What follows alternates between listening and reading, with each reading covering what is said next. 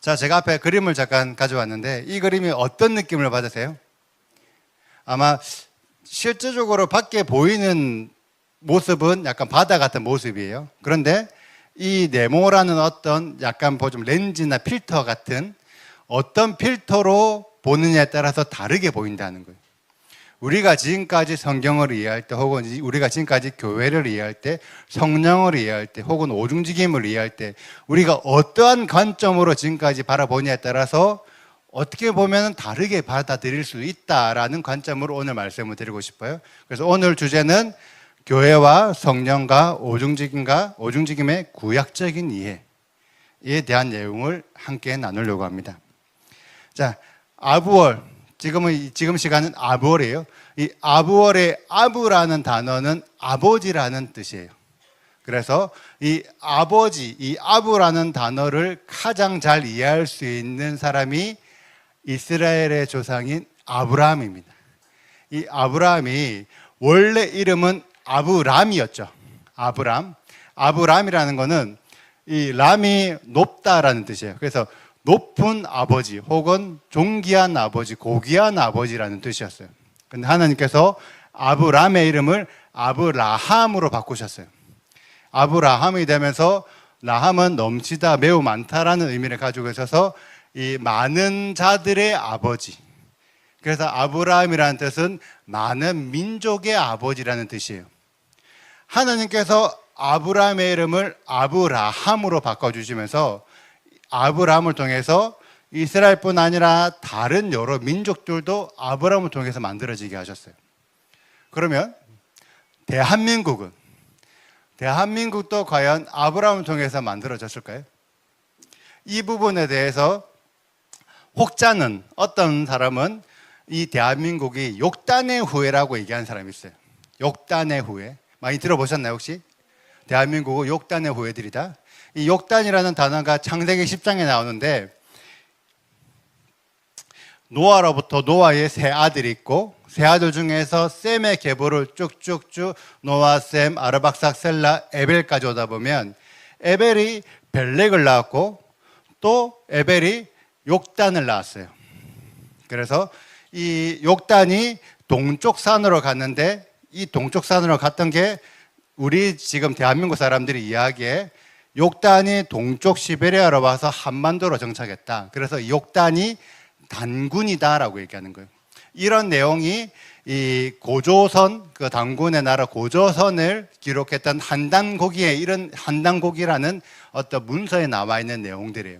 그래서 이런 것들을 근거로 대한민국은 이 성경에 나와 있는 욕단이 단군으로 와서 만들어진 나라다. 그래서 성경에 나와 있는 위대한 나라다라고 얘기하는 사람들이 있어요. 그리고 또 다른 혹자는 대한민국이 디아스포라의 후예다라고 얘기하는 사람이 있어요. 이 디아스포라라는 거는 이스라엘이 흩어지는 걸 말해요. 북이스라엘이 아수르에게 멸망당해서 북이스라엘 사람들이 열방으로 흩어졌고 남유다 사람들이 바벨론에 멸망당해서 열방으로 흩어졌는데 이 지도를 보면 이 이스라엘 사람들이 아수르나 바벨론으로만 흩어진 것이 아니라 지금까지 역사에 보면 전 세계에 다 널리 퍼져서 흩어졌다는 거예요. 그래서 현재 이스라엘의 알리야 사역, 그러니까 이 알리야 사역은 열방인 사람들을 이스라엘로 복귀시키는 이런 알리야 사역을 보면 미국에서도 유대인들이 있고 아프리카에도 유대인들이 있고 러시아에도 있고 중국에도 있고 인도에도 있고 모든 열방의 곳곳에 유대인들이 다 있는 거예요. 이렇게 이 이스라엘 사람들이 전 열방으로 다 흩어졌을 때 이 지도에 보면 아시아 쪽에서도 어느 정도 사람들이 흩어졌다는 거죠. 이 사람들이 그 당시에 과거에 예전에 실크로드를 타고 이런 아시아 쪽으로 와서 일본까지 유대인들이 진출을 해서 실제로 지금 알리야 사역을 보면 일본에 공식적인 유대인이 있어요. 일본 사람인데 그 이스라엘 정부가 인정한 공식적인 유대인들이 있어요. 그럴 정도로 이런 알리야가 전 열방으로 퍼졌다. 그 전 열방으로 퍼지는 과정 안에서 우리 한반도에 있던 김해, 부산 위쪽에 있는 김해 김수로 왕이 이 디아스포라 유대인들과 연결되어 있다라는 내용들이 있는 거예요. 이 김수로 왕의 아내가 허왕옥이라는 사람, 허왕우라는 사람인데, 이 허왕옥이라는 이 사람이 알고 보니 인도 사람이었다는 거예요. 근데 인도 사람인데, 김수로 왕과 이 허왕우가 결혼을 할 때 이 결혼을 중매해 준 사람이 예수와의 제자인 도마.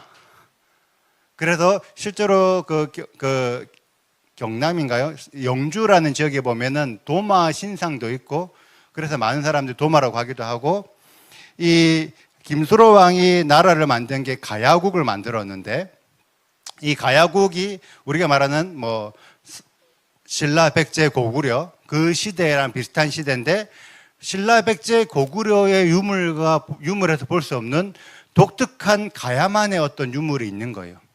그래서 이 유물들을 자세히 조사를 하다 보니까 이 가야의 유물이 이스라엘의 어떤 제조법, 그 당시에 이스라엘의 제조법과 아주 유사한 방식을 가지고 있더라. 그래서 실제적으로 지금 이 대한민국 안에 숨어 있는 이스라엘의 유산들을 발견하러 다니는 사람들이 아주 많이 생겼어요. 늘어나고 있어요. 그러니까 혹자는 어떤 자들은 우리 한반도 대한민국이 욕단의 후예다. 혹자는 우리 한반도 대한민국이 이 디아스포라의 후예다라고 얘기하는 사람들이 있어요. 지금 모르겠어요. 둘 중에 굳이 비교하자면 제가 볼 때는 욕단의 후예라고 생각하는 사람들이 더 많은 것 같아요. 지금 인터넷이나 이런 걸 뭔가 검색을 해보면, 여기 계신 우리들은 어떻게 생각해요? 여기 계신 분들은 이 대한민국이 욕단의 후예일까요? 디아스포라의 후예일까요? 둘 다. 제일 현명하신, 역시 하느님의 지혜가 있는 분들이에요. 자, 그러면 덧붙이고 싶어서, 하나님의 관점, 우리 아버지의 관점으로는 이 대한민국이 누구의 후예가 되길 원할까요? 아버지의 관점으로. 자, 만약에 이 한반도가 욕단의 후예라고 한다면, 아까 쭉 족보가 쭉 와서 에벨에서 벨렉으로 가고 혹자는 욕단으로 갔다 했잖아요. 만약에 이 대한민국이 욕단의 후예라고 하면 벨렉으로부터 이어지는 아브라함과 아무 상관이 없게 되는 거예요. 욕단의 후예라고 주장하는 자들은 우리들은 이스라엘과 상관없는 사람들이야 라는 주장을 하고 있는 거예요. 맞죠? 우리가 디아스포라의 후예가 되어야지만 이 한반도가 이스라엘과 연결돼요. 그래서 하나님의 관점으로는 이 한반도를 성경에 기록되어 있다는 게 중요한 것이 아니라 이스라엘과 연결되는 것이 중요한 거예요. 그 이름이 아브라함인 거예요. 이 아브월은 하나님의 유업을 받기 위한 달, 하나님의 유업을 받아야 되는데, 하나님의 유업을 받기 위해서는 아버지의 마음이 무엇인지를 알고 있어야 돼요. 이 아브라함이라는 이름에 담겨 있는 아버지의 마음이 무엇일까요? 아브라함이 많은 민족을 만들었다. 그것이 중요할까요? 만약에 그게 중요하다면 아브라함보다 노아가 훨씬 더 많은 민족을 만들었잖아요. 그러면 노아가 위대한 아버지가 되어야지. 왜 성경은 아브라함이 위대한 아버지라고 얘기하냐고요. 아브라함이 위대한 아버지, 우리가 존경하는 아버지가 될 수 있는 이유는 아브라함을 통해서 이스라엘이 만들어졌기 때문에 그래요. 그러면 하나님의 관점으로 아브라함을 우리 믿음의 조상으로 세웠다는 것은 많은 열방들이 이스라엘과 형제라는 것을 깨달으라는 거예요. 욕단의 후예라고 얘기하는 자들은 이스라엘과 상관없지만 디아스포라 후예라고 얘기하는 자는 우리가 이스라엘과 형제라는 것을 알아야 된다는 거예요. 그래서 많은 열방들이 이스라엘과 연합하길 하나님이 가장 원하고 계신데, 과연 지금의 이 열방들이 이 아버지의 마음을 알고 계실까? 그래서 이 지금의 열방들이 이스라엘과 연합하고 있을까? 라는 질문을 던진다면 지금 상당수의 열방은 반유대주의, 반율법주의, 반이스라엘인 거예요. 그래서 그게 지금까지 이 열방이 흘러봤던 시즌인 거예요. 특별히 지금이 아브월, 아버지의 마음을 알아야 되는 달인데, 이 아브월에 아버지의 마음을 알지 못하는 열방들이 너무 많은 거예요. 그래서 이 아부월의 비극이 있는데, 이 아부월, 특별히 아부월 9일에 어떤 비극이냐, 열방들이 아버지의 마음을 알지 못해서 열방들이 반역하는 일들이 있더라. 이 유대인들의 역사 안에서 아부월 9일에 일어났던 그들의 뼈아픈 어떤 상처들이거든요. 근데 이 상처들을 결과적으로 잘 보면 이스라엘이 피해자고 많은 수많은 열방들이 가해자의 입장에서 이스라엘을 학살하고 공격했다는 거예요. 아부월의 시간에 아버지의 마음을 알지 못하고 이스라엘과 연합해야 되는 그 시간에 이스라엘을 학살하는 이 처참한 사건이 오랜 역사 동안 계속 반복되어 왔더라. 그만큼 우리가 아버지의 마음을 알지 못하고 있다는 거죠. 이거에 대한 내용들은 제가 작년 올사기 했기 때문에 간단하게 넘어가는 거예요. 자, 그러면 과연 우리가 생각하는 하나님을 믿고 있는 교회는 과연 아버지의 마음을 이해하고 있을까? 우리가 아버지를 믿는다고 얘기하고 하나님을 믿는다고 말하고 있는 이 교회가 과연 진짜 아버지의 마음을 알고 하나님을 믿고 있을까? 우리 교회 신앙의 가장 중심에 있는 믿음이 뭐죠? 예수 그리스도를 믿는 믿음이 우리 교회 신앙의 가장 중심이다. 맞죠? 그런데 이 예수 그리스도를 믿는 믿음을 한 번쯤 생각해 보면 아버지보다 아들을 더 믿는 신앙이에요. 맞죠? 분명히 이 하나님이 이 교회를 만드는 거는 예수 그리스도를 통해서 교회를 만드셨지만 결과적으로는 예수 그리스도를 통해서, 예수와를 통해서 아버지 하나님을 믿게 하기 위함이잖아요. 그런데 아버지를 믿지 않고 아들만 믿고 있는 이 믿음을 가지고 있는 거예요. 예를 들어서 우리 너무 귀하신 장로님이 있고 또한 너무 귀한 우리 용건 형제가 있는 거예요. 맞죠? 그런데 만약에 제가 우리 용건 형제한테 용건 형제 너무 대단해. 용건 형제 내가 볼 때는 지금까지 본 이 어린 청년들 중에서 최고야. 용건 형제 너무 대단해. 근데 우리 장로님은 그냥 그렇고, 장로님은 그냥 뭐 평범하시지. 근데 용건 형제는 너무 대단해. 이런 식으로 제가 얘기를 한다고 하면, 장로님은 그냥 평범하지만 용건 형제 너무 대단한 사람, 이렇게 얘기를 하면 과연 용건 형제는 기분이 좋을까? 혹시 기분 좋아요?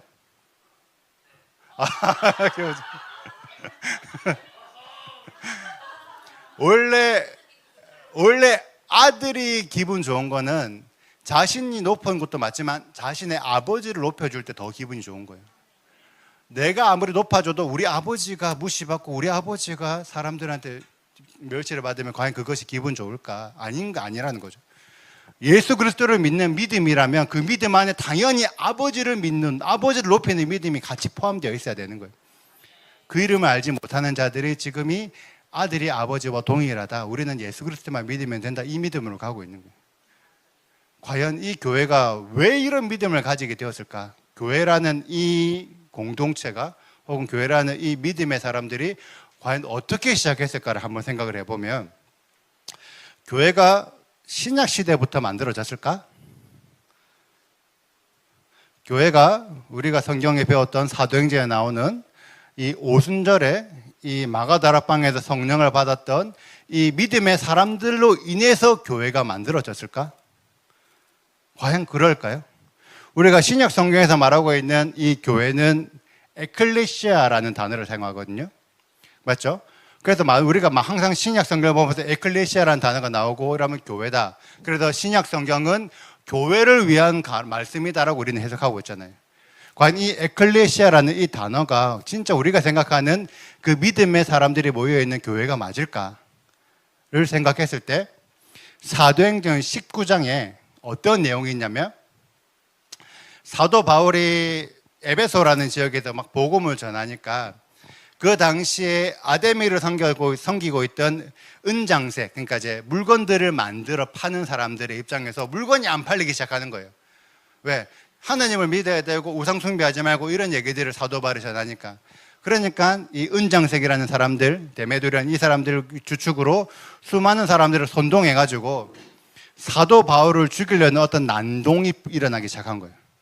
그래서 그 사람들이 모여가지고 무슨 얘기를 하냐면, 크다 에베소 사람의 아데미여, 저 사도 바울이 전하고 있는 저 예수와 저 신보다 아데미가 더 큰 신이다, 이런 식으로 막 소리 지르면서 막 모임을 하고 있는 거예요. 모여가지고 그 사람들이 사도 바울을 잡지는 못하고 사도 바울과 같이 있던 가이오라는 사람과 아리스타고라는 사람을 잡아가지고 자기들이 모여 있는 곳으로 데리고 간 거예요. 그 모습을 보고 사도 바울이, 야, 저 사람들의 목적은 나를 잡아가는 건데 억울한 사람이 잡혀갔다면서 자기가 무리에 들어가려고 했는데, 그 당시에 사도 바울의 제자들이 그걸 말린 거예요. 다른 사람들도 저 무리에 들어가지 말라고 말렸던 거예요. 말리면서 어떤 사람들이 물어봤어요. 당신도 지금 왜 모여 있는 거예요? 왜 자꾸 아데미를 높이고, 왜 아담이 뭔가 찬양을 하면서 왜 이렇게 사람들이 왜 이렇게 하고 있는 거예요? 물어보니까 이 모여 있는 사람들이 어찌하여 모여 있는지 알지 못하는 거예요. 처음에 시작할 때는 데메드로라는 은장색 그 물건 만든 사람이 선동해서 모였는데, 막상 모이고 나서 뭔가 모여가지고 뭘 하고 있는데 그들 중에서 왜 모여 있는지 모르는 거예요. 그래서 결과적으로 나중에 이렇게 죄송합니다. 이렇게 모여 있는 것들이 좋지 않으니까, 너희들이 이유 없이 모여 있으니까 이제 흩어져라. 제가 아데미에 대한 얘기를 하니까 아데미가 방해 안 와봐. 다시 물 한번 더 마셔갈게요. 여기에서 나오는 이 무리, 어찌 모여 있는지 알지 못하는 이 무리가 성경에는 에클레시아라고 기록되어 있어요. 그리고 이제 이 사람들이 흩어져라, 흩어질 때 사용했던 이 무리 모임도 에클레시아라는 단어가 사용되어 있어요. 우리가 지금까지 에클레시아를 교회라고 생각했는데, 그러면 이 무리들이 하나님을 믿고 있는데 추가로 아데미를 믿고 있는 사람들을 말할까요? 아니잖아. 그냥 처음부터 아데미를 믿고 있던 에베소 사람들의 무리를 말하는 거예요. 근데 이 성경 안에는 이 단어가 에클레시아라는 단어가 사용되었다고요. 우리가 지금까지 에클레시아를 교회라고 생각했는데, 이 사람들이 왜 교회지? 우리가 이해가 되지 않는 거예요. 왜? 원래 이 에클레시아라는 단어는 교회라는 의미가 아니라 무리, 모임, 공동체라는 의미예요. 성경 안에서 에클레시아라는 단어는 공동체라는 의미예요. 우리가 생각하는 교회, 지금 우리들이 인지하고 있는 기독교의 교회라는 이 단어는, 이 개념 자체가 사도 바울이 활동했던 그 당시에는 있지도 않는 개념이었어요. 나중에 100년, 200년, 300년 되어서 교회라는 개념이 그 이후로 만들어졌지, 성경에 기록할 그 당시까지만 해도 교회라는 개념 자체가 없었다는 거예요. 그냥 공동체, 그냥 무리들을 말하는 거였다는 거예요. 그래서 성경에서 사도 바울이 말했던 이 에클레시아라는 단어, 혹은 이 공동체, 무리라는 이 단어가 실질적으로는 교회가 아니라 예수와를 믿고 있는 공동체라는 의미로 기록했다는 거죠. 그런데 그 당시에 예수와를 믿고 있는 공동체가 과연 어떤 사람들이었냐? 기본적으로 이스라엘 유대인들이었어요. 예수와를 믿고 있는 무리들의 기본적인 개념은 유대인들이었어요. 그런데 이 유대인들이 그 전까지는 사두개인들의 가르침을 받아들였고, 그 전까지는 바리새파의 가르침을 받아들였는데, 예수와의 가르침을 받아들이고 나니까 내가 그동안 알았던 사두개파와 바리새파보다 예수와의 가르침이 더 여호와의 가르침과 흡사하구나. 그래서 예수와를 믿었던 거예요. 이유 없이 예수와를 믿은 게 아니에요. 예수와의 가르침이 내가 그동안 믿고 있었던 여호와 하나님의 가르침과 일치한다는 것을 알았기 때문에 예수와를 믿은 자들인 거예요. 맞죠? 그래서 이 사람들을 기반으로 교회가 만들어진 거예요. 성경에서 말하는 진짜 교회는 이스라엘을 기반으로 복음을 들었던 이방인들이 추가적으로 연합한 공동체. 근데 이 공동체 기반은 여호와의 가르침을 기반으로 하는 공동체인 거예요. 이게 성경에서 말하는 진짜 교회라는 개념인 거예요. 사도 바울도 그러한 개념으로 공동체를 기록한 거예요. 맞죠? 그런데 이러한 개념이 과연 신약 성경부터 시작했었냐? 구약이 없다가 갑자기 신약 성경 시대가 되니까 이스라엘을 기반으로 이방인들이 연합했냐? 아니었죠. 구약에도 이런 일이 있었다는 거죠. 언제 있었냐? 출애굽한 이후에 시내산에서 출애굽했던 이스라엘 사람들과 수많은 잡족들이 함께 나와서 함께 율법의 두 돌판을 밟고 함께 여호와의 가르침을 믿겠다. 나세 베니시마, 내가 여호와 하나님의 말씀을 준행하겠나이다. 구약에 이미 이런 일이 있었다는 거죠. 그래서 그 시대 당시의 모임을 신약적으로 용어는 광야교회라고 해요. 히브리어로는 에다라고 하기도 하고 카할이라고 하기도 하고. 그래서 출애굽기 35장에 보면 이 이스라엘 모세가 이스라엘 회중을 모으는데 이 회중이 에다라고 되어 있고 부르다가 카할이라고 이미 성경에 기록되어 있는 단어인 거예요. 그래서 이 에클레시아라는 이 단어가 헬라어기 때문에 신약에 기록되어 있지만 이 개념 자체는 원래 구약부터 있었던 개념이다. 광야 시대에 모여있던 그 광야 교회, 그 광야 공동체, 그게 처음 성경에 기록되어 있는 교회인 거예요. 이 개념을 우리들이 알고 있어야 돼요. 이 개념을 모르고 자꾸 교회를 신약적인 관점으로 해석을 하다 보니까 그 전에 구약에 기록되어 있던 너무나 귀한 내용들, 귀한 가르침들이 다 지금 없어지고 있는 거예요. 그래서 우리는 이 개념을 지금까지 많은 사람들이 신약적인 개념으로 이해하고 있었던 이런 개념들을 구약적인 개념으로 이해하는 것들이 필요하다. 구약적인 개념으로 이해해야지만 아버지의 마음으로 성경을 이해할 수 있는 거예요. 구약에 기록되어 있는 여호와 하나님의 마음이 무엇인지를 성경을 통해 알 수 있는 거죠. 물론 이런 내용들을 다 설명하자면 너무너무 많기 때문에 오늘은 그중에서 제가 성령 사역과 오중직임에 대한 개념을 구약적인 개념으로 함께 나눠보려고 합니다. 자, 성령은 과연 신약 시대에 주어졌을까? 구약 시대에는 성경이 없었고 과연 성령의 근원이 예수와일까? 예수와께서 십자가에서 죽으신 이후에 승천하고 나서 보혜사를 보낸 데 약속하셨기 때문에 예수와 때문에 성령이 온 것일까? 그럼 구약에 성령이 없었을까? 우리들은 성경을 통해서 이미 알고 있죠. 성령은 아버지의 영이다. 우리가 너무 알고 있잖아요. 그리고 이 아버지의 영이 우리들에게 어떠한 능력과 힘을 주기 때문에 이 아버지의 힘으로 우리가 성령 사역을 한다고 얘기를 해요.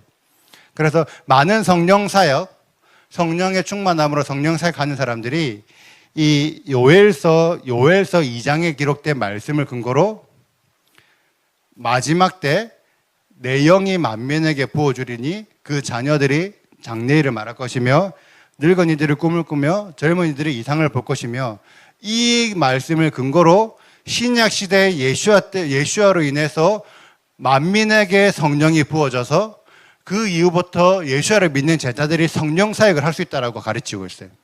맞죠? 이거 많이 들어보셨죠? 많은 성령 사역하는 사람들이 이 말씀, 이 구절을 근거로 지금 마지막 때 신약 시대에는 성령 사역하는 것들이 당연히 해야 되라고 설명하고 있는 거예요.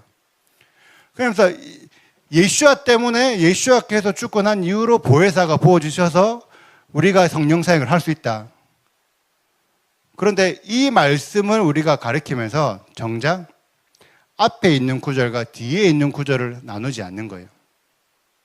성령 사역할 수 있다는 이 28절만 나누지 27절에 무슨 내용이 있는지 알지 못하고 뒤에 무슨 내용을 알지 못하기 때문에 성령을 너무 오해하고 있는 거예요. 성령이 분명히 아버지의 영이라고 말씀드렸죠. 그런데 앞절을 보면 우리에게 성령이 부어질 건데 성령이 부어지면 어떤 일이 일어나냐면 내가 너희의 하나님 여호와가 된다. 너희들이 여호와를 알게 될 것이다. 그래서 마지막 때 어떤 환란이든 뭔가 기적이든 뭔가 일이 일어나게 됐을 때 너희들이 여호와의 이름을 부르게 될 것이다. 여호와의 이름을 부르는 자는 부르심을 받은 자는 구원을 받는다. 실제 성령에 나와 있는 아버지의 영은 여호와의 영이라면서요. 이 여호와의 영은 뭐냐면 아버지의 영은 뭐냐면 여호와를 알게 하는 영이라는 거예요. 진짜 우리에게 성령이 임하면 아버지가 어떤 분인지, 아버지가 우리에게 뭘 원하시는지, 아버지 마음이 무엇인지를 알게 하는 게 성령이에요. 그러면 성령 사역은, 이 요엘서가 말하는 성령 사역은 기적이 아니라 아버지를 알게 하는 사역이 돼야 되는 거예요. 그런데 너무나 많은 믿는 사람, 지금 믿는 이 교회 안에서 이 성령 사역을 능력 행함이라고 생각하고 있는 거예요. 어떤 기적이 일어나고 축사가 일어나고 예언이 일어나고 어떠한 성령의 나타남이 일어나야지만 성령 사역을 하고 있다고 생각하는 거죠. 만약에 이 시간에 우리들한테 성령의 임재가 엄청난 강력한 임재가 인해서 우리에게 엄청난 성령 충만해졌어. 이것을 뭘로 증명할 거냐는 거예요. 내가 지금 성령 충만해진 것을 무엇으로 증명할래? 라고 했을 때 대다수의 사람들이 그러면 기적을 행해야지. 그러면 축사를 해야지. 예언을 하겠지. 뭐 방언을 하겠지. 뭘 하겠지. 어떤 뭔가 이 나타남이 있어야지만 당신 그래 성령 충만하다라고 생각하게 된다는 거죠. 왜? 지금 많은 사람들이 성령 사역을 능력 행함이라고 생각하기 때문에. 능력 행함. 그럼 과연 이 능력 행함이 신약 시대에만 있었고 구약 시대에 과연 없었냐? 구약 시대에도 능력 행함이 있었죠. 엘리야가 있었고 갑절의 영광을 받은 엘리사가 똑같은 능력을 행했고 이사야도 죽은 자를 살렸고 수많은 선지자들이 하나님의 음성을 받고 하나님의 음성을 예언을 했고 성령은 신약 시대의 보혜사로 인해서 주어졌지만 그 전부터 구약에부터 있던 내용이었다.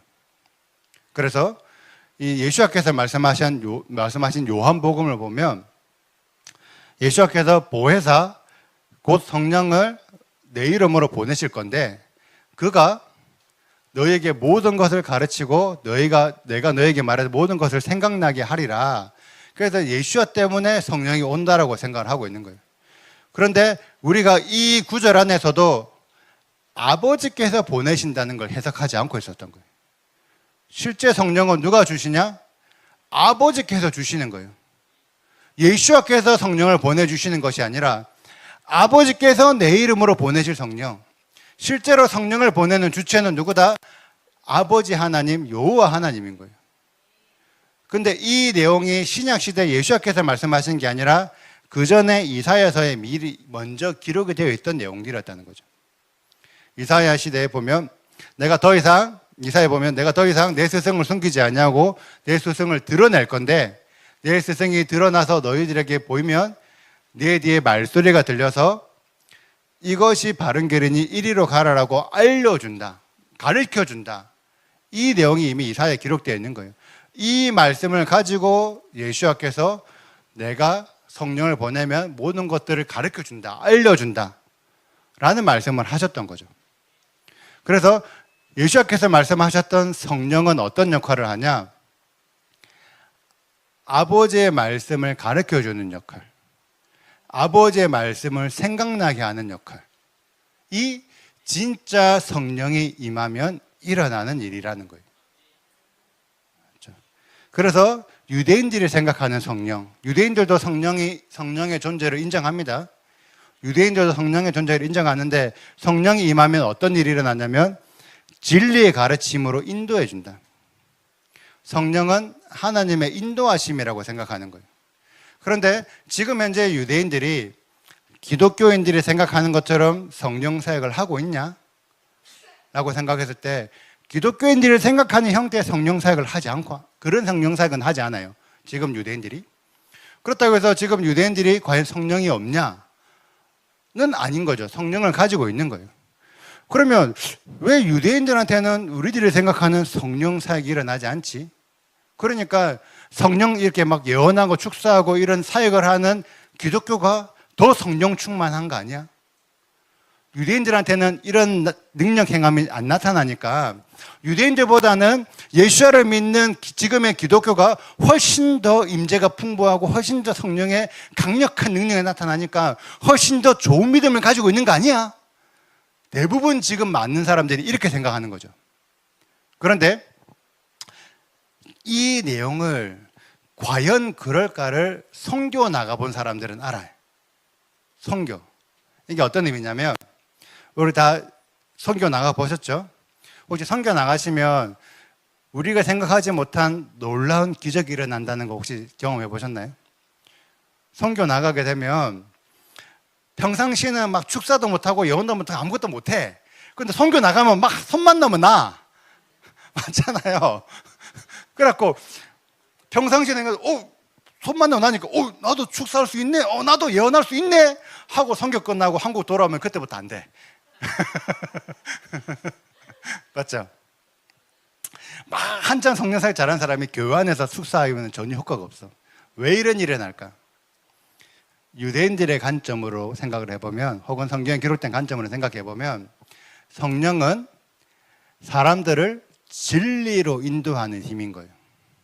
그런데 우리가 나가는 선교, 우리가 선교를 나간다는 그곳들은 우리들 관점으로 봤을 때는 진리에서 크게 벗어나 있기 때문에, 그 진리에서 크게 벗어나 있는 자들에게 하나님의 나타나심을 보여줌으로 진리로 옮기는 작업을 하기 위해서 성령사역이 나타나는 거예요. 이 진리에서 더 멀어진 자들을 다시 데려오는 그 일에 분명히 능력 행함이 나타나는데, 내가 한국에 있을 때는 내가 더 이상 진리로 가지 않기 때문에 능력이 안 나타나는 거예요. 선교지보다. 그러면 유대인들에게는 왜 성령사역이 안 일어날까? 유대인들은 굳이 표현하자면 기독교인들보다 더 진리에 가까이 있기 때문에 굳이 기독교에 일어날 만큼의 성령사역이 필요 없는 걸 수도 있어. 무조건 이게 그렇다는 게 아니라 충분히 그럴 가능성이 있다는 거지.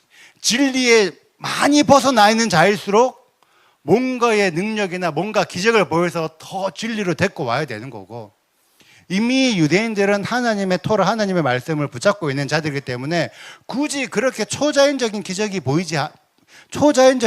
필요하지 않을 수도 있다는 거예요. 그런데 우리는 그런 개념을 생각하지 않고 그냥 능력이 나타나니까 너무 좋고, 능력이 안 나타나면 안 좋고라고 생각하니까 그게 문제라는 거죠. 그런 것이 아닐 수도 있다. 예를 들어서 어떤 일이 있냐면, 지금 수많은 교회가 성령사역을 하고 있고 수많은 성도들이 성령사역을 체험하고 있어요. 그럼 수많은 성령사역을 체험하고 있는 이 성도들이 과연 진리로 인도되고 있냐?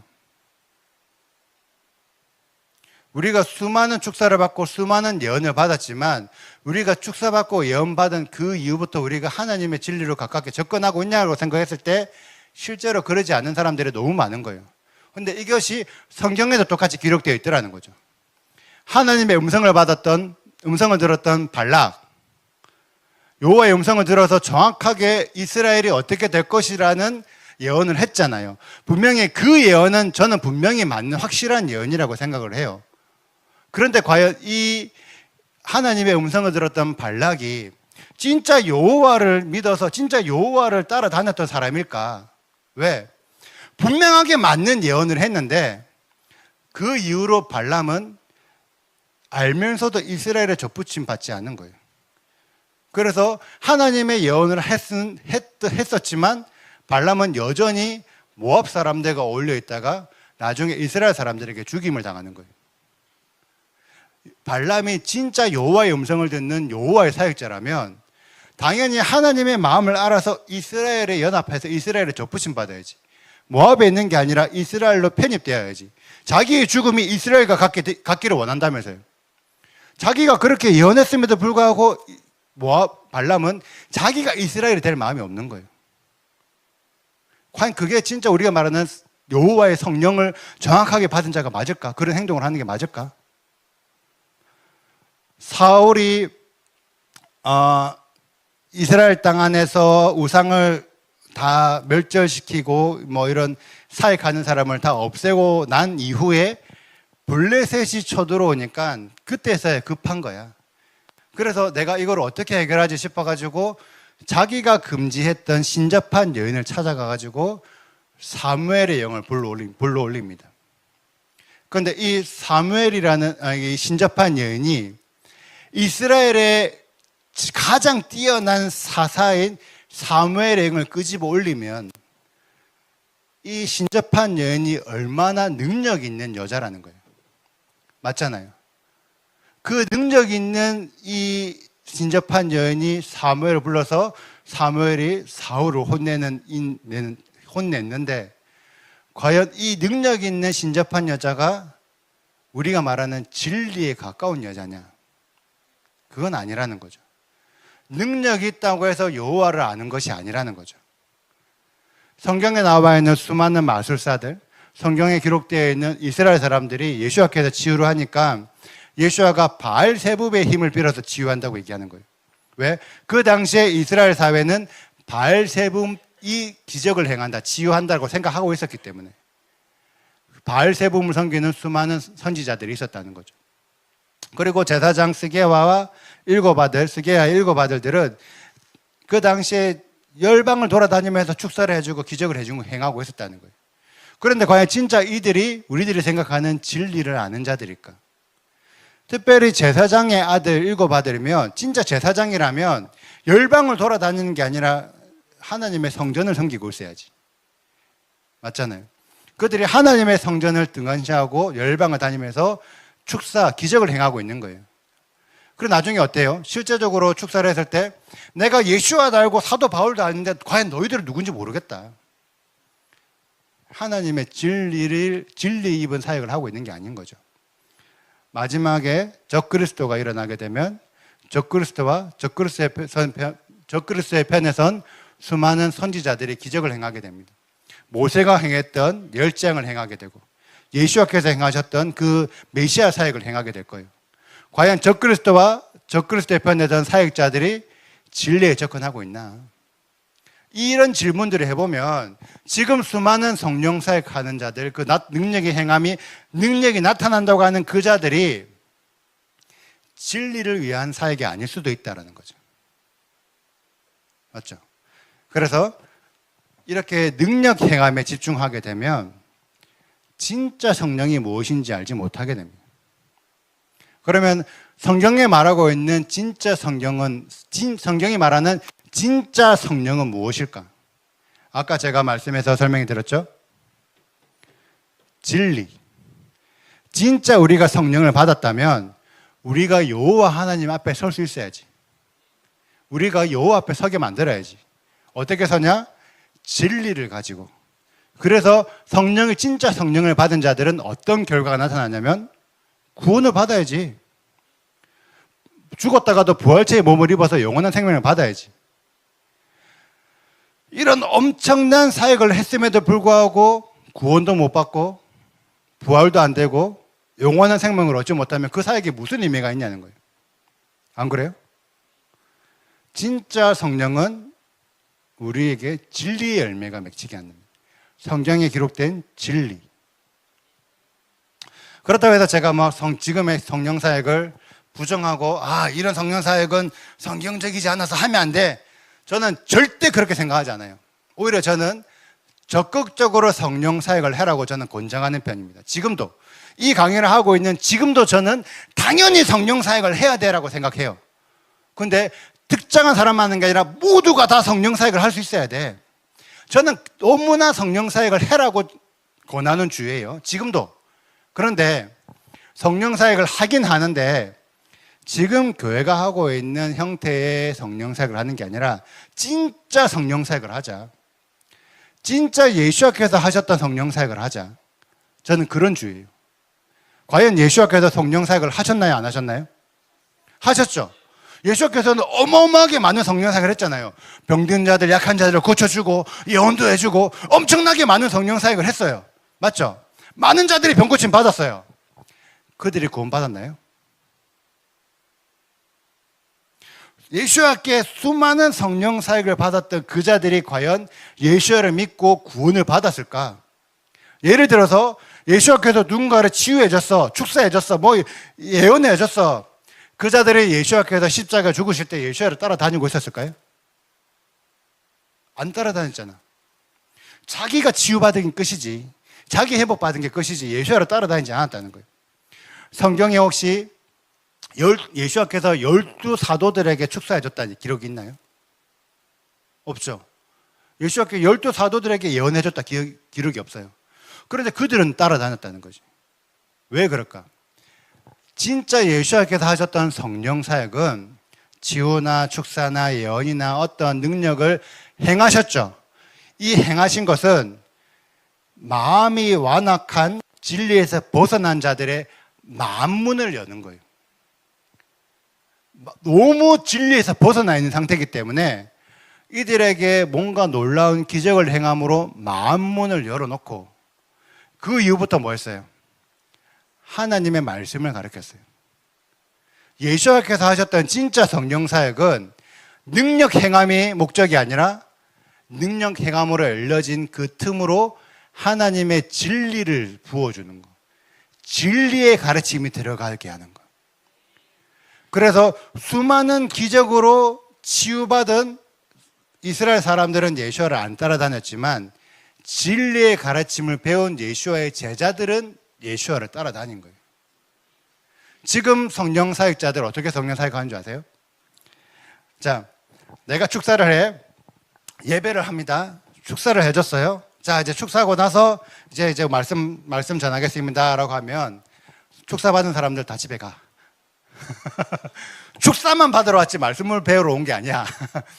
말씀하고 이제 말씀 전하면 다 자고 졸고 관심이 없고 이제 축사하겠습니다. 와, 축사! 대다수 그렇게 하고 있어요. 그러니까 지금 성령 사역자들이 어떻게 하냐면 하도 알아. 내가 먼저 축사해주고 내가 먼저 예언해주면 이 사람들 곧빨리 집에 간다는 걸 알기 때문에 말씀부터 전하고 성령 사역해요. 지금의 사역자들이. 왜? 그러니까 그래야지만 조금이라도 사람들이 앉아있지. 그러니까 이 한국 성도들 대단해. 그럼 어떻게 하냐? 한두 사람 스파이만 보내고 나 밖에 있을 테니까 말씀 끝나고 사역하면 불러라. 지금 그래요. 수많은 사람들의 능력만 쫓아다니지 말씀을 쫓아다니지 않아.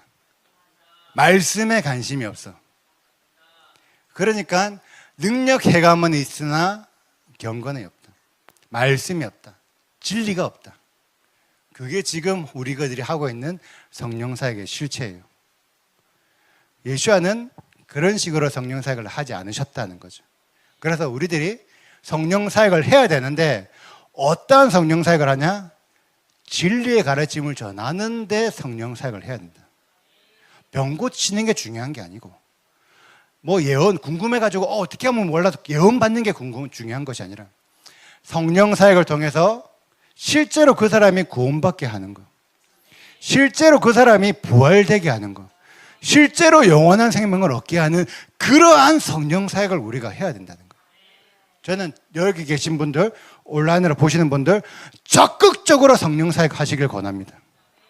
그런데 지금처럼 하지 말고 예수와처럼 합시다. 아멘. 자, 그러면 오중직임은 어떨까? 지금 많은 성령 사역 하시는 사역자들이 오중직임의 근거로 성령 사역 하시는 분들이 많거든요. 그럼 과연 오중직임은 진짜 우리들이 지금 알고 있는 형태의 사역이 맞을까? 오중직임은 5가지 직무를 말하는 거예요. 성경에 이 에베소서 4장에 우리가 읽었던 말씀을 보면 그리스도의 선물의 분량, 많은 사람들이 그리스도의 선물의 분량을 성령으로 임합니다. 성령이 얼마나 임재하고 얼마나 충만한지에 따라서 어떤 사람은 사도로, 어떤 사람은 선지자로, 어떤 사람은 복음 전하는 자로, 어떤 자는 목사, 한글 번역으로는 목사라고 번역됐지만 원래는 목자예요. 목자. 원래는 목자나 교사로 삼으셨다. 그래서 오중직임이라는 이러한 가르침은 5가지 직무를 행하는 사람들, 사도, 선지자, 복음 전도자, 목자, 교사로 우리들이 세워져야 한다라고 가르치고 있죠. 혹시 다 들어보셨죠? 오중직임에 대해서. 근데 결국 이 오중직임이 어떤 개념이냐면 사역자들을 양성하는 시스템인 거예요. 지금 많은 오중직임을 하는 교회들이 결과적으로는 사역자를 만들고 있어요. 여기에 집중을 하고 있어요. 그럼 과연 이 오중직임이라는 이 개념이 과연 신약에 나와 있는 개념인가? 구약에서는 오중직임이라는 개념이 없었을까? 생각해 봅시다. 구약에 오중직임이라는 개념이 있었을까요? 참고로 이 오중직임이라는 이 단어 자체도 성경에 없어요. 맞죠? 그냥 이러한 내용을 가지고 그냥 교회가 오중직임이라는 단어를 붙인 거지, 원래 이 오중직임이라는 개념 자체가 없다는 거죠. 이 개념이 구약에는 없을까? 구약에서 하나님의 사람을 세우셨어요, 안 세우셨어요? 누구를 세웠죠? 제사장들, 선지자들, 사사들, 레위들, 뭐 자기가 나실인데 그 나실인도 세웠고, 사람 하나님 세우셨다는 거죠. 분명히 어느 정도 사람을 세우셨는데 새롭게 신약 성경에 오중직임이라는 개념이 나오는 거예요. 그러면 과연 이 에베소서를 기록했던 사도 바울이 더 이상 제사장은 필요 없어, 더 이상 레위인 필요 없어, 더 이상 하나님의 사람이 필요 없고 새롭게 오중직임이 세팅되어야 돼, 이렇게 가르쳤을까요? 진짜 사도 바울의 목적이 이제는 너희가 교회이기 때문에 이제는 사도가 세워져야 되고 이제는 선지자가 세워져야 되고 이런 목적으로 가르쳤냐고요. 그런 개념이 아니라는 거예요. 사도 바울은 분명히 제사장, 레위인들, 선지자들 다 인정하고 있었다는 거예요. 그런데 이 사도 바울이 이 기록을 했던 장소가 어디예요? 에베소서잖아요. 에베소. 열방에 있는 자들인 거예요. 열방에 있는 자들에게 제사장, 선지자, 뭐 이런 하나님의 사역자들한테 사역을 받으려면 어떻게 돼요? 이스라엘까지 와야 되잖아. 근데 현실적으로 그렇게 쉽지 않잖아요. 실제로 그들이 열방에 있는 사람들이 이스라엘로 왔어. 그럼 제사장들이 그 이방인들을 받아줘요? 안 받아주잖아. 이방인이라서 성전 안에 못 들어오게 하잖아. 그러니까 사도 바울 입장에서는 원래 가지고 있던 이스라엘의 개념을 그대로 이방인들한테 이스라엘로 와서 이걸 하라고 할 수 없기 때문에 그들에게 맞는 뭔가의 가르침을 가르쳐 준 거예요. 기존의 구약에 나와 있던 하나님이 세웠던 그 시스템을 열방에 맞도록 변형시켜 준 거예요. 그렇게 이해할 수 있겠죠? 아예 없는 새로운 개념을 만든 게 아니라 원래 사도 바울이 알고 있던 개념을 이방인들에게 맞게 변형시켜 줬을 수도 있다. 그렇기 때문에 사도 바울이 선지자나 제사장이나 혹은 뭐 성전을 부정하는 개념이 아니라는 거예요. 어렵죠? 자, 이런 말씀을 통해서 우리가 한번 검증을 해봅시다. 과연 사도 바울이 아까 오중직임이라는 이러한 개념을 가르쳐주면서 5가지 직분을 해야 된다라는 그런 가르침을 했었을까? 우리는 요 구절만 본 거고 요 다음 구절을 봐야 되는 거예요. 요 다음 구절을 보면 어떻게 나오냐면, 왜 이런 식으로 사도나 선지자나 복음 전환자나 전도자나 교사 이런 사람이 있어야 되냐면, 결국 성도를 온전하게 하여 봉사의 일을 하게 하며 그리스도의 몸을 세우려 합니다. 우리가 말하는 그리스도의 몸이라는 게 어떤 개념이죠? 교회잖아. 그리스도의 몸, 교회죠. 맞죠? 이건 인정하죠? 회당도 될 수 있어요. 회당도 될 수 있어요. 자, 교회 또는 회당, 이게 아까 헬라어로 뭐라 그랬죠? 에클레시아. 에클레시아는 무슨 의미죠? 공동체, 모임. 사도 바울이 그 얘기를 한 거예요. 공동체, 그리스도의 몸인 공동체를 세워야 하는데 공동체를 세우기 위해서는 이러한 단계, 이런 과정들이 필요하다라는 거예요. 그래서 실제로 에베소서에서 말하고 싶은 거는 사도 바울은 공동체를 세울 때 어떻게 세워야 되는지를 설명하고 있는 거예요. 교회의 사역자를 세우는 게 중요한 게 아니라 교회가 세워지기 위해서는 이러한 뭔가가 있어야 된다. 이러한 직무들이 있어야 된다라고 얘기를 한 거예요. 그러면서 다음부터 보면 우리가 다 하나님의 아들을 믿는 것과 하나님을 아는 것에서 하나가 된다. 하나님의 아들을 믿는 것과 하나님의 아들을 아는 것 같은 개념일까요? 그럼 어떤 개념일까요? 하나님의 아들을 믿는 것은 우리가 말하는 빌리브, 진짜 말 그대로 빌리브, 믿음으로 믿는 것, 믿음의 개념이라면, 아는 것은 예수께서 하나님의 아들이라는 것을 알려면 어떻게 해야 될까요? 예수께서 하나님의 아들이라는 것을 알기 위해서는 어떤 과정을 해야지만 알 수 있을까요? 성경에 기록되어 있는 내용과 예수와가 동일한지를 비교해 봐야 되는 거잖아. 하나님의 아들을 믿는 것은 우리의 믿음으로 아는 것이라면 아는 것은 이 믿음이 실제 성경과 일치하는지를 비교해 보는 거예요. 그래서 이 단어 자체가 검증하다, 인증하다 이런 단어예요. 내가 진짜 믿고 있는 이분이 진짜 성경에 기록되어 있는 사람이 맞아? 이게 맞을 때 우리의 믿음이 장성해진다는 거예요. 결국 예수를 믿는다는 그 개념 안에는 성경과 일치한지를 알기 위해서 성경을 알아야 된다는 거예요. 단순하게 믿기만 한다고 해서 예수를 믿는 개념이 아니라는 거죠. 그렇게 해서 그리스도의 장성한 분량에까지 이르도록 사도 바울은 뭘 얘기하냐면 자라라고 얘기하고 있어요. 자라라. 자라서 어린아이처럼 되지 말고 범사에 자라서 온전한 사람으로 이루어라. 예수와는 머리시니 곧 그리스도시고 우리가 말하는 공동체는 몸이니까 공동체가 연합해라. 그런데 이 개념이 사도 바울이 너희 앞으로 교회는 어떻게 해라 이런 개념으로 설명한 것이 아니라 그 당시에는 교회라는 개념이 없다 했잖아요. 아직 사도 바울이 활동할 그 당시에는 교회라는 개념이 정립되지 않았던 시간이기 때문에 유대인들은 기본적으로 이러한 가르침을 뭘로 이해하냐면 가정으로 이해해요. 유대인들은 기본적으로 이런 모든 사고방식을, 공동체에 대한 사고방식을 가정 중심으로 생각을 해요. 가정 중심으로. 자, 예를 들어서 저랑 다은이랑 있어요.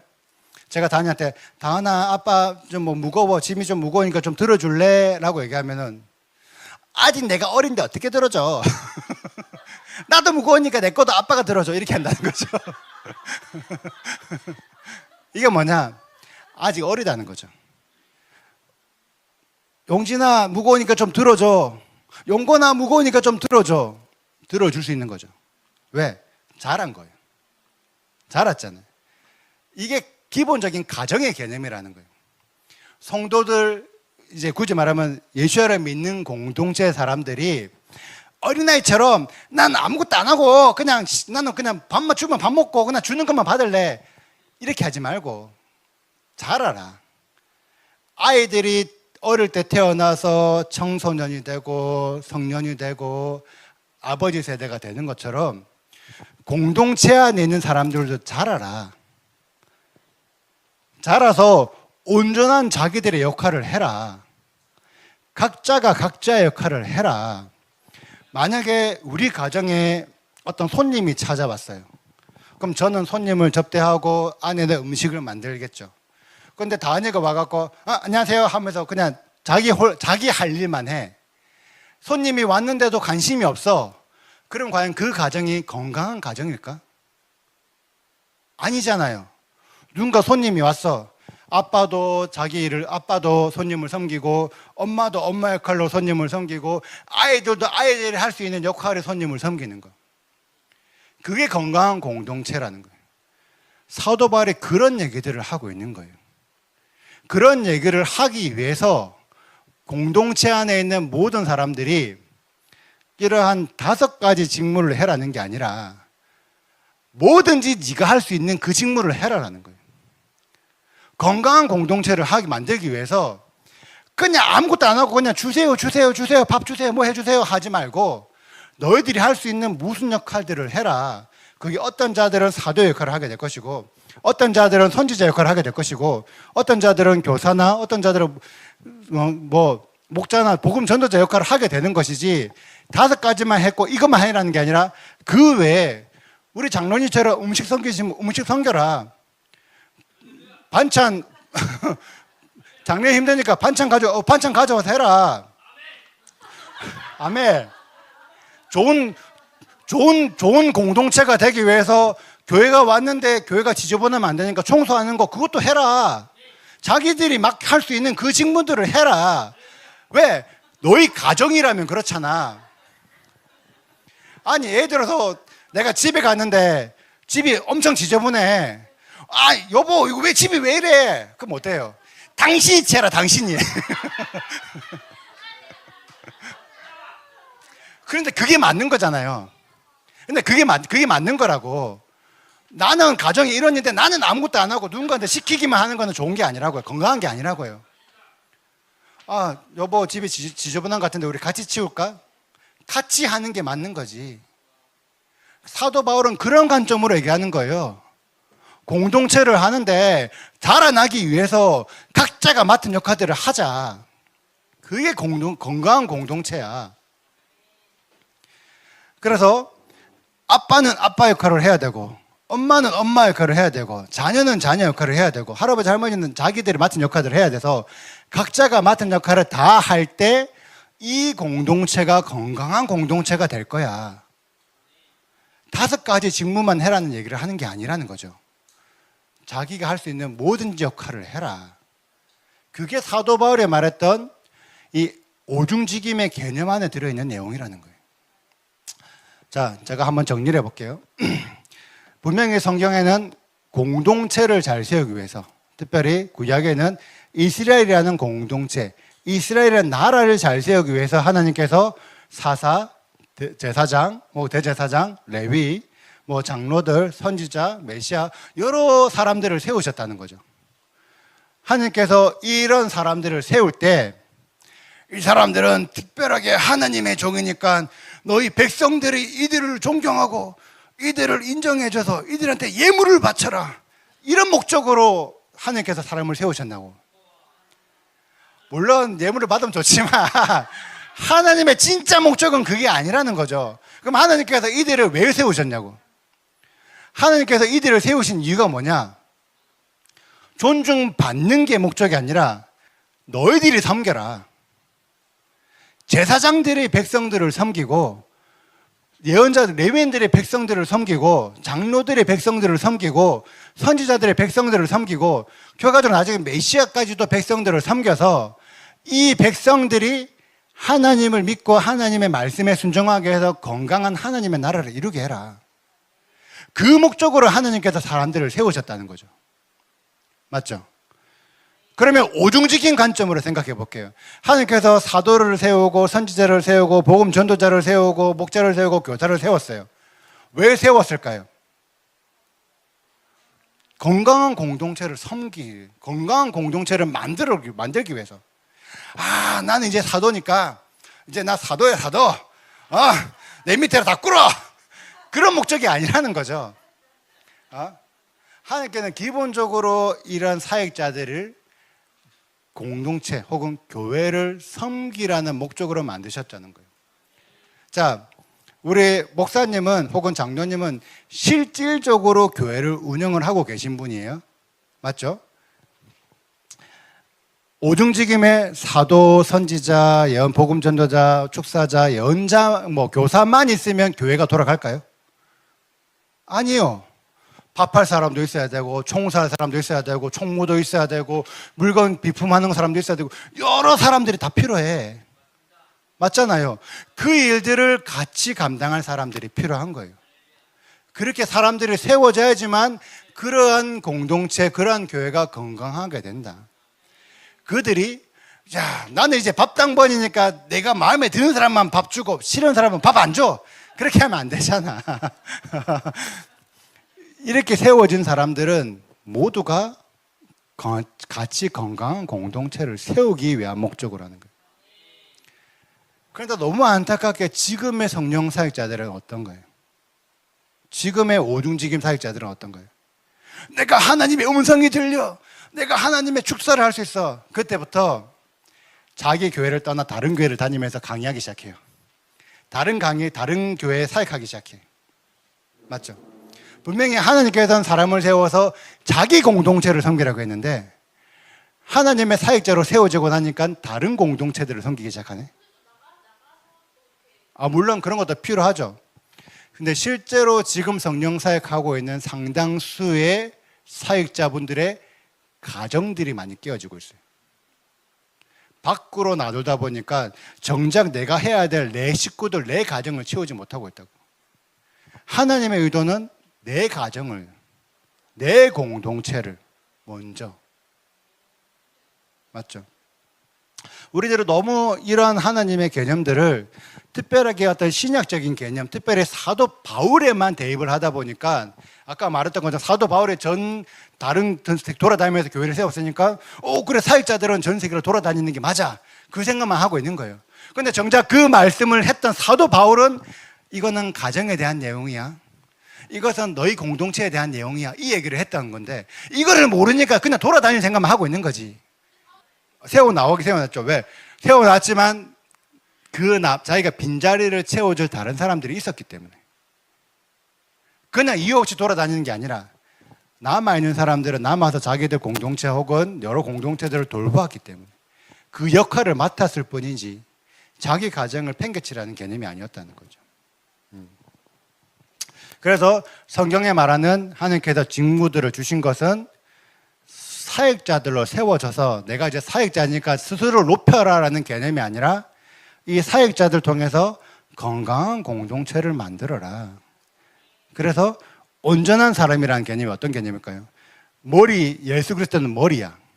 머리인데 몸이 부족해. 그럼 온전한 사람이 돼요? 아니에요. 머리가 예수 그리스도면 몸의 모든 지체들이 다 갖추어져 있어야만 온전한 사람이 되는 거예요. 제가 지금 보험일을 하니까 저는 절실히 알겠어요. 몸에 있는 어느 장기 하나라도 문제가 생기면 그 사람은 병자예요, 병자. 맞잖아요. 건강한 사람이 아니라고. 자기가 몸 안에 있는 모든 하나하나 세포, 모든 신경, 모든 것들이 제 기능을 해야지만 건강한 사람이 되는 거예요. 어디 아파, 뭔가 문제가 생겨, 보험을 못 들어, 보험료가 비싸죠. 건강하지 않다고. 건강할 때 들어야 합니다. 건강할 때 들으셔야 돼요. 성경이 말하고 있는 온전한 사람은 예수 그리스도로 머리 대신 예수 그리스도 밑에 모든 사람이 자기 역할을 다해서 자기가 맡은 임무, 직무들을 감당할 때 건강한 몸이 된다. 건강한 믿음의 사람, 건강한 공동체, 건강한 교회가 된다라는 걸 가르치고 있는 거예요. 그런데 이 건강한 공동체는 실제적으로 어떤 공동체냐? 나는 예수를 믿습니다. 나는 하나님을 믿습니다. 건강합니까? 예를 들어서 나는 오늘 장로님이 맛있는 밥을 해줄 걸 믿습니다. 그런데 나는 아무것도 안 하고 먹기만 해. 좋냐고요. 장로님 혹시 맛있는 거 할 때 필요한 거 없어요? 무슨 재료 필요해요? 반찬 필요한 거 없어요? 그렇게 해서 함께 하는 게 건강한 거지. 건강한 공동체를 만드는 게 그냥 믿기만 하고 건강해지는 게 아니라 실제로 나의 행위로 하나님의 말씀을 지킬 때 건강해지는 거예요. 말씀을 준행하지 않는데 어떻게 건강해지냐고. 수많은 성령 사역자들이 축사, 예언, 성령 사역, 하나님 임재 다 받으세요. 근데 율법은 지키면 안 됩니다. 그게 건강하냐고. 아니라는 거죠. 사역을 해주면, 뭔가 해주면 이걸 빌미로, 이걸 통해서 진짜 하나님의 말씀을 지키는 데 나아갑시다. 그게 진짜 성령 사역자들이 해야 될 역할인 거죠. 자, 마지막이에요. 이거는 제가 단순한 예시예요. 자, 오중직임의 사람들이 있어요. 사도는 사도의 직무를 하는 사람들이고, 선지자는 선지자의 직무를 하는 사람들이고, 전도자는 전도자의 직무를 하는 사람이고, 목자는 목자의 직무를 하는 사람이고, 교사는 교사의 직무를 하는 사람이죠. 이 사람들이 모두가 다 자기 역할을 너무 잘했어. 너무 잘해서 교회가 번성을 했어. 교회가 확장이 됐어. 혹은 얻은 사람들을 파송을 했어. 그래서 예를 들어서 공동체 어떤 교회가 확장을 하거나 파송을 하면서 둘로 나누어졌다고 가정을 해봅시다. 그럼 여기 있는 사람들이 반반 나누어서 찢어지겠죠? 그러면 이 공동체에는 여기에 있던 사도적 직무나 선지자적 직무를 맡은 사람이 가고, 이 공동체에는 전도자적이나 목자나 교사적인 직무를 가진 사람이 갔어요. 그런데 이 나머지 직무들이 공백이 생기잖아. 맞죠? 그럼 공백이 생기면 어떻게 해요? 가장 좋은 거는 새로운 사람들을 뽑아가지고 세워가지고 새로운 사람들이 이 공백의 직무를 하게 하는 게 가장 좋죠. 그럼 그게 가장 건강한 케이스인데 실제로 사람을 세우기가 그만큼 쉽지는 않다는 거죠. 그런데 예를 들어서 사도나 선지자 직무를 하는 사람은 있는데 나머지 직무할 사람이 없어. 그럼 어떻게 해야 될까요? 뽑은 게 가장 좋지만 없다면 사도적 직무를 하는 사람이 전도자적 직무를 하고 축사적, 목자적 직무를 하고 교사적 직무를 해야 되는 거예요. 지금 많은 성령사역, 특별히 오중직임한 사람은 당신은 선지자이기 때문에 선지적 사역을 해야 됩니다. 당신은 축사자이기 때문에 축사적 사역을 해야 됩니다. 어떠한 사역을 지정해주고 그 사역만 하도록 가르친다는 거죠. 하지만 성경이 말하고 있는 진짜 건강한 사역은 각자가 모든 사람들이 다 갖춰져 있어서 모두가 각자 자기 어떤 조직이 탄탄해지면 자기가 자기 역할을 하면 되지만 그러지 못할 경우에는 모든 다른 직무도 같이 할 수 있어야 되는 거예요. 그래서 저도 제가 몇 년간 축사 사역을 하고 몇 년간 사역을 했지만 이 사역을 하다 보면 계속 다른 것들이 풀어지는 게 느껴져요. 예를 들어서 많은 오중직이 많은 사람들이 손가락을 비유를 많이 하거든요. 그래서 사도고 선지자고 목자고 뭐 전도자고 이게 얘기를 많이 하는데 이 손가락이 교과적으로 각각 손가락이지만은 교과적으로는 손바닥으로 모이잖아요. 이런 것처럼 실제 사역을 계속 하다 보면 나는 축사자지만 점점 선지자적 기름이 부어진다든지 전도자적인 기름이 부어진다든지 교사적 기름이 부어진다든지 계속 다른 걸로 확장되는 것들을 많이 느껴요. 실제 사역을 하다 보면 실제로 뭔가 활성화시키다 보면 그 말인즉 당신은 선지자니까 선지자만 하세요. 당신은 축사자니까 축사만 하세요. 전도자니까 전도만 하세요. 그런 개념이 아니라는 거죠. 맞잖아요. 그런데 많은 성도들이 나는 전도자니까 전도만 해야지. 나는 예언자니까 예언만 해야지. 물론 주 부르심은 있어요. 주 부르심은 모든 사람들이 온전히 갖추어져 있을 때는 주 부르심이 될 수 있지만 각자가 해야 될 역할을 그러니까 다른 사람들이 있기 때문에 각자가 해야 될 역할을 하면 되긴 하지만 실제적으로 그러지 못하는 경우에는 다른 것들도 다 할 수 있어야 된다는 거예요. 자, 그러면서 실제적으로 사역을 계속 하다 보면은 여러 지경들이 풀어지는 사례들이 많고 또 어떤 사례들이 있냐면 분명히 예전에 봤을 때는 축사를 하는 사람이었는데 한참 시간이 좀 지나고 나서 이제는 축사가 아니라 뭔가 전도의 사명을 감당해야 될 시즌이 달라지는 경우들이 생기는 거예요. 그러니까 이게 나쁜 개념이 아니라 뭔가 부족한 개념이 아니라 진짜 말 그대로 시즌이 달라지는 개념이 생기는 거예요. 그런 경우 많이 경험해 보셨잖아요. 그러니까 결과적으로 하나님께서 말씀하셨던 직무는 나는 하나만 하니까 하나만 하면 되는 개념이 아니라는 거예요. 여기 계신 분들 다 같이 예언해 봅시다라고 하면 나는 평상시 예언을 안 해봤어. 그래도 해야 돼. 그게 하는 거예요. 그게 맞는 거예요. 난 축사를 안 해봤어. 그래도 축사를 하도록 내가 훈련을 하는 게 맞는 거예요. 왜?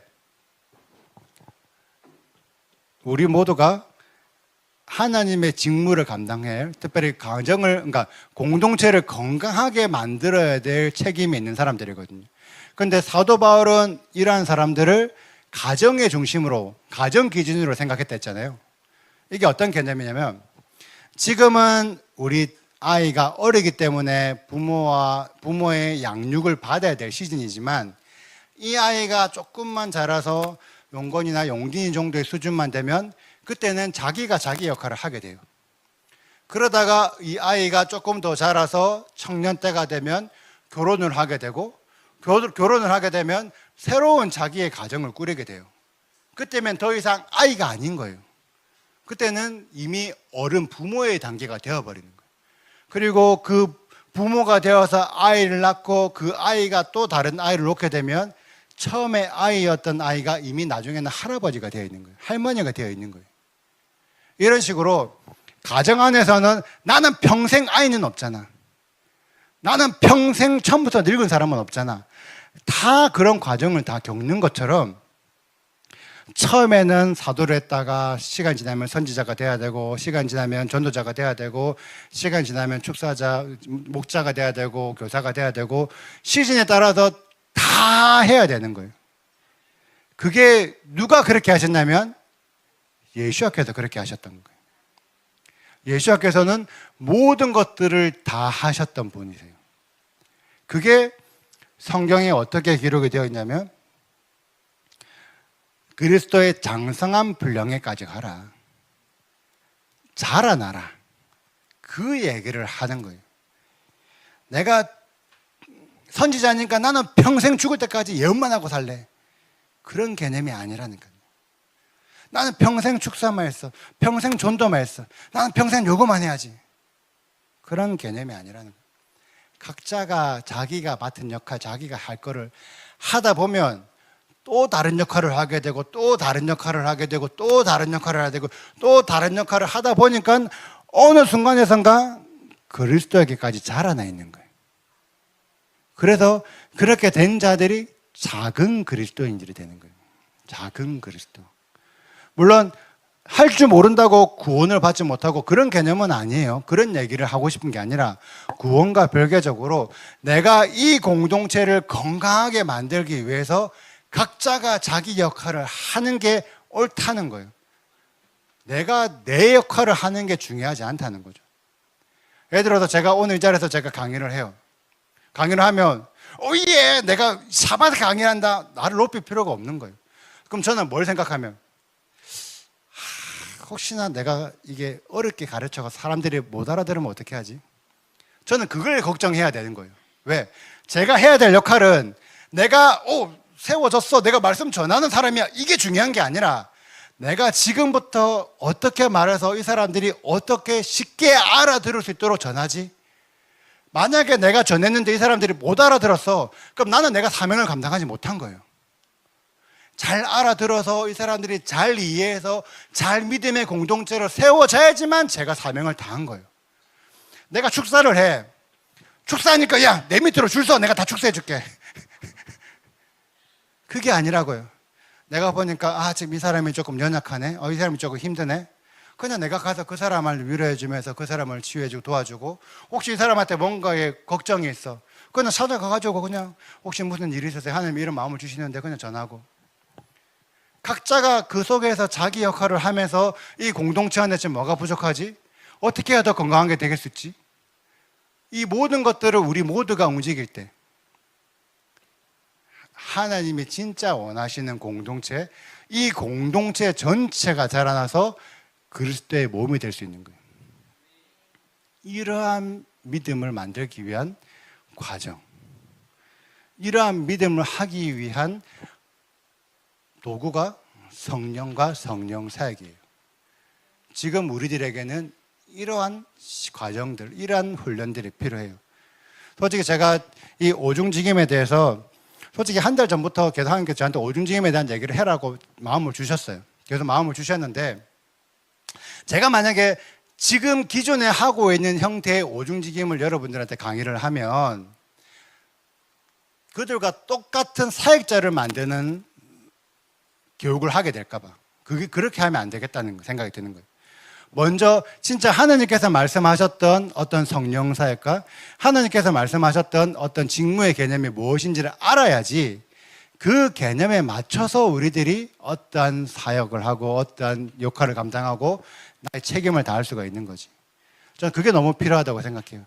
근데 하나님께서 저에게 오중직임이라는 뭔가를 전해라고 하시는 이 이유는 지금부터 이 레올라만의 각자의 사명을 감당한 사람들이 필요하다는 의미예요. 나는 이거는 하고 싶은데 이건 하기 싫으니까 안 배울래요. 이런 개념이 아니라 진짜 우리 모두가 다 진짜 이제 공동체를 위해서 우리가 뭔가를 해야 됩니다. 나는 내 역할을 해야 됩니다라고 모두가 적극적으로 참여할 때 진짜 토라적인 오중직임이 풀어질 줄 믿어요. 토라적인 오중직임, 토라적인 성령 사역, 그것을 이루어내는 우리들이 되길 소망합니다. 그것들을 이 공동체뿐만 아니라 지금 온라인으로 보시는 분 모두도 소망하시고 사모하셔야 돼요. 각자가 진짜 토라 안에서 하나님의 말씀 안에서 성령이 무엇인지, 말씀 안에서 사역이 무엇인지를 다시 한번 정확하게 점검하셔야 돼요. 그 시간이 지금 아부월, 아버지의 마음을 이해하는 시간이고, 이 시간이 온전하게 이해가 되어야지만 그 다음부터의 달들에 이런 일들이 진행이 될 겁니다. 제가 틈틈이 토라 안에서의 성령 사역, 틈틈이 토라 안에서의 오중직임을 제가 앞으로 풀어드릴 거예요. 이거를 그냥 가만히 받으려고 생각하지 마시고 적극적으로 내가 진짜 하겠다. 내가 진짜 이제는 사역을 해야지. 혹은 공동체를 섬겨야지. 라는 적극적인 마음으로 이런 것들을 함께 만들어 갔으면 좋겠습니다. 그러한 우리들이 되기를 저는 간절히 소망합니다. 감사합니다.